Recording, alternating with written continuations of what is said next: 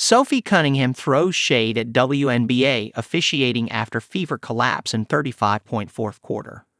No doubt, the 2025 WNBA regular season has felt different, partly because of a growing number of controversial calls missed by referees at critical moments.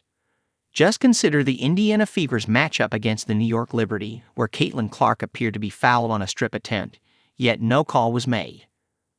Following the game, head coach Stephanie White didn't hold back, calling the officiating pretty egregious and even disrespectful, as she voiced frustration over a growing trend of Clark and the team not getting the protection they deserve.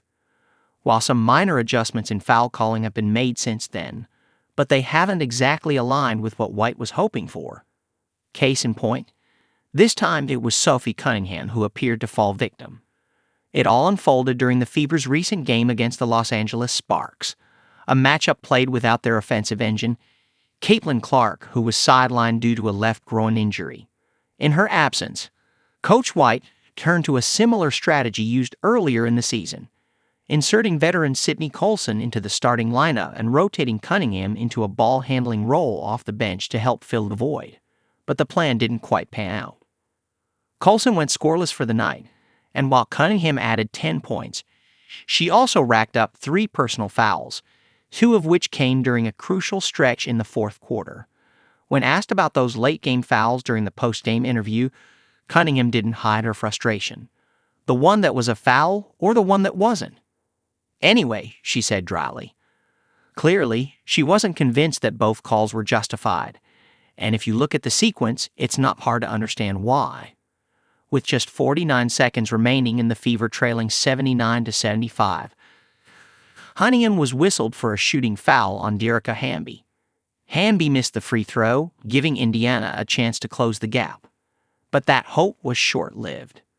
Azure Stevens crashed the boards, snagged the offensive rebound, and scored a putback two-pointer to extend the Sparks' lead to 81-75. As if that breakdown wasn't damaging enough, Cunningham was once again called for a foul on the same play, this time sending Stevens to the line for an and-one.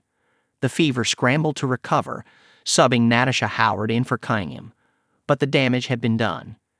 Stevens made the free throw, stretching the lead to 7 and shifting all momentum to Lay.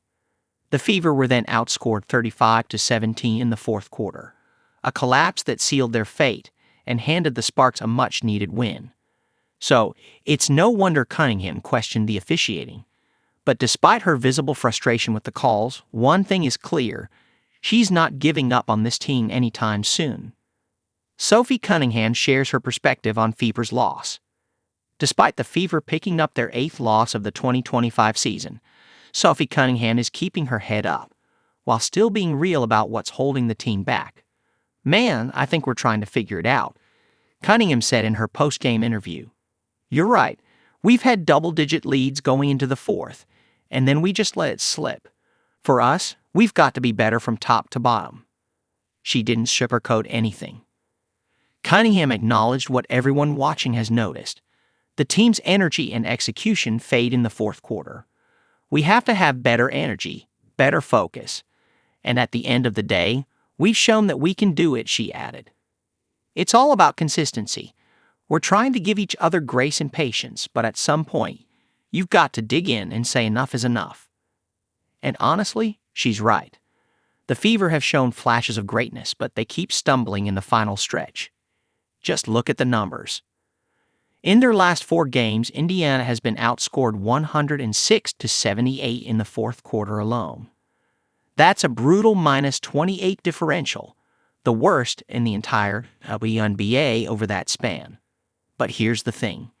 Even with those collapses, this team has proven they can compete. They're sitting at an 8-7 record and have already notched a massive win over the New York Liberty, snapping their 11-game winning streak. So yes, there's potential here. Now it's just about finding a way to finish strong and turning all those almost moments into wins.